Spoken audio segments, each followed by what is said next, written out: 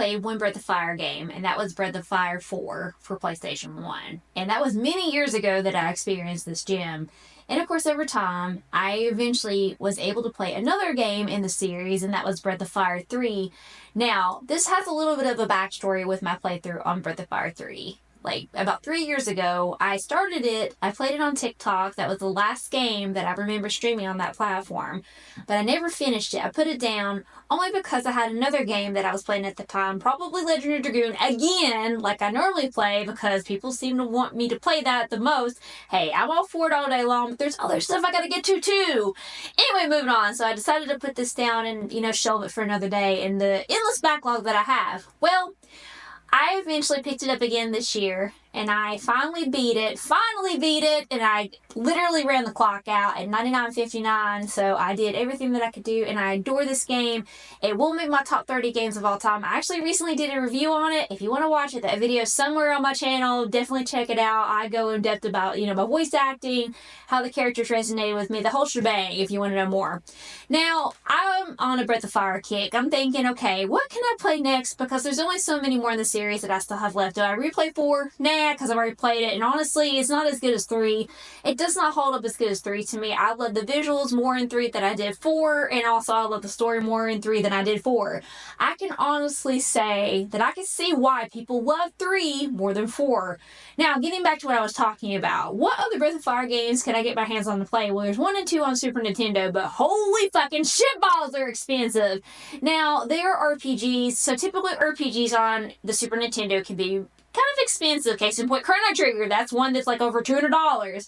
These are about like $90 to $50, depending on if you get them loose. Now, me, being a little bit more of like a completionist with some games on Super Nintendo, trust me, if I could have Chrono Trigger complete in box again, I would love it, but I'm okay with my loose copy that I have from my childhood.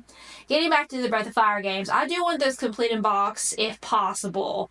So I'm like, okay, well, there's 1 more that I can play. Yes, there's technically 6 Breath of Fire games. No one counts the mobile game that was literally shit, so that's not an option. Going back to the last option that I do have, a cheap alternative until I can play 1 and 2, was Breath of Fire Dragon Quarter. Now, I have many people telling me that this game is literal dog shit. I'm like, oh, it can't be that bad, can it? Come on. Well, apparently it is, and let me tell you, everyone was right. It is literal dripping dog shit. And I'm like, oh no. Now, I did buy a copy. Here it is. I have played some of it. I streamed it once, and that was literally enough for me. But let me tell you something. I'm actually going to give this a fair chance. I'm going to try again, but I have to start all over in order to do that.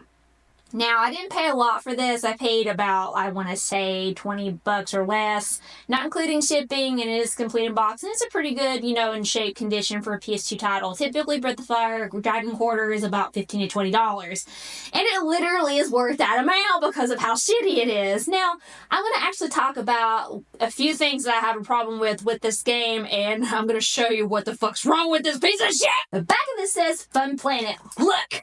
I wonder if they had fun playing this pile of plastic shit whenever they had it. I don't know. I don't even know what Planet Fun is. Maybe a video rental store like Blockbuster or Hollywood Video. I don't know. So let's talk about the plastic rolling piles of dog dripping shit in the room, and that's Dragon Quarter.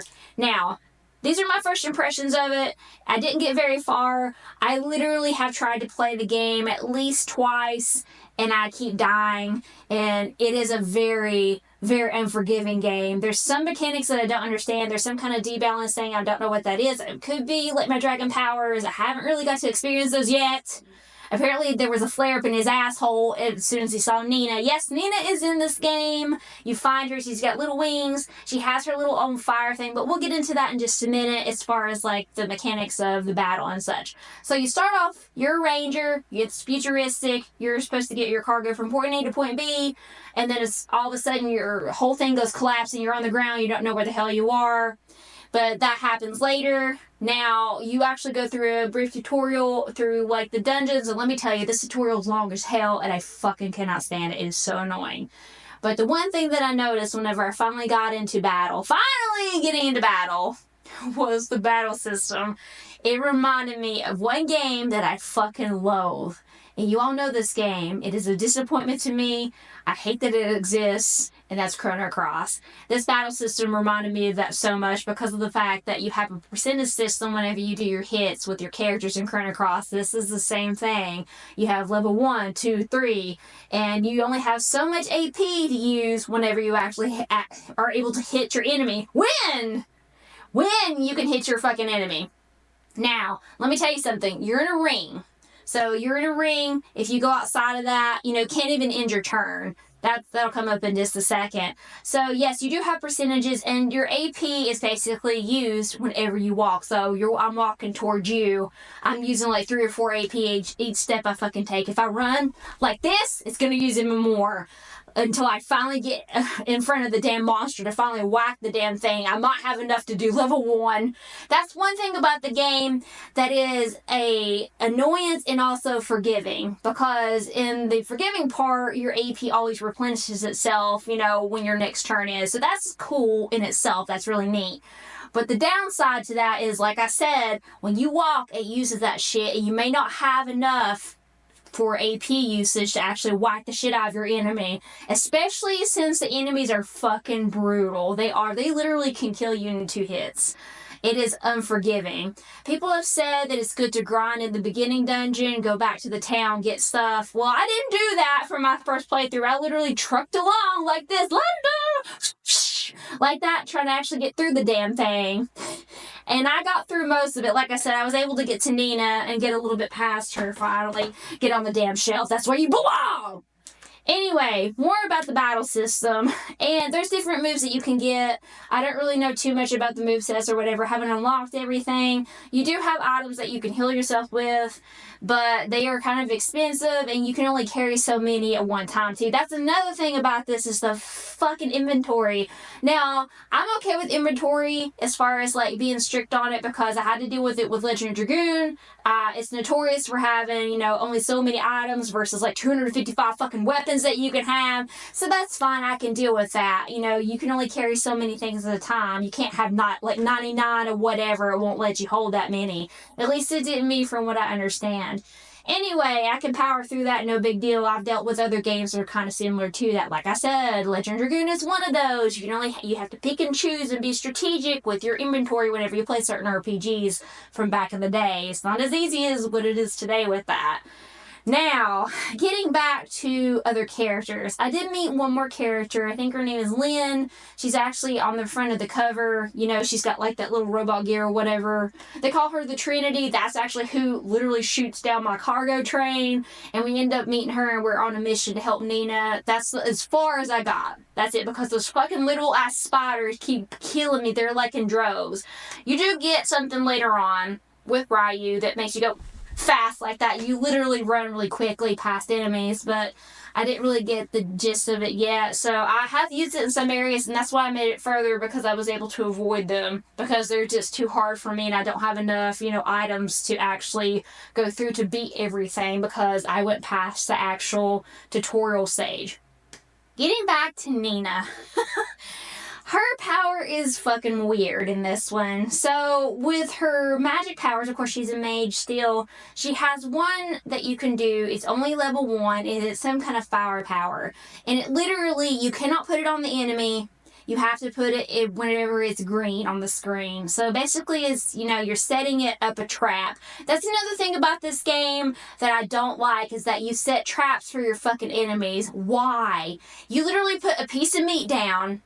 Yes, you do get meat. You put a piece of meat down to distract your enemy, so that way you can run away from them. Literally, and I'm like, they're gonna fucking just like eat through that and then come after me. What is the point of this? There's also bombs that you can use too to do damage before the battle begins. But again, I think the trap system's so stupid. That's the same kind of concept it is with Nina's magic, is that you put the wall, basically a fire here, you could put it here. You basically can protect her, and when they step in it, it does damage, but you don't know if the enemy's gonna step that way or not. You never know which way they're gonna go. It is still turn-based, yes, but the placement of that, I really feel like that is so stupid that I can't just fucking literally put it over the enemy and then let it go. No, you can't. Not at least with that move. She may have other moves in the future that you could do that with, but that's all I got to start with. Another thing about this game that I fucking hated was the saving. Oh my god, I'm not playing a fucking Resident Evil game. What the fuck is this, Capcom? Why did you make this pile of fucking shit? Well, listen. Okay, so that's called save tokens. So you know how whenever you're playing Resident Evil, you have to actually save, you don't, if you play it on easy, you have unlimited, but whenever you play on hard, you don't. You have to literally strategically save your stuff for the typewriter. Well, same thing with this. You have to literally save your save tokens and save whenever you think that you should save, because you can't buy them. You pick them up, I guess, randomly on the ground if they're there or from enemies. I was able to get 3. So, getting back to that point. So the way you save this is kind of funny. You literally go to a little payphone. So whenever I saw that, I'm like, what the fuck? Am I in Parasite Eve? I really feel like there's some kind of nostalgia with this game, some little subtle hints and some actual Easter eggs that Capcom was thrown in there, just to be funny. Even though fucking Parasite Eve is not their fucking game. But whatever, okay, I'm gonna save on a hello phone. It's just so stupid. I don't know why they did that for an RPG. I have no idea. I just think it's so stupid to limit saves like that whenever, they already made it hard enough as it is to get through the goddamn dungeons. It is utter piss on a goddamn plastic pothole. I fucking hate it. But that's my gripe so far with the game as far as the gameplay goes. The only saving grace to this game so far that I've actually found is the graphics. And the music's okay too. But honestly, the graphics literally remind me of Dark Cloud, as I've said before. But again, I'm going to play the game a little bit more and try to see if I can grind out some levels to maybe make it further. But if I can't, I'm shelving it. I'm done with it. And I'll eventually try to play Breath of Fire 1 and 2 because I have a yearning to play more Breath of Fire games because I enjoyed Breath of Fire 3 so much. It is unreal, unbelievable. The script, everything with the characters, the visuals, the OST, it definitely is a 10 out of 10 for me. But if you want to try Dragon Quarter, more power to you. But do I recommend it? Fuck no! And this is the PlayStation Girl saying, okay, bye!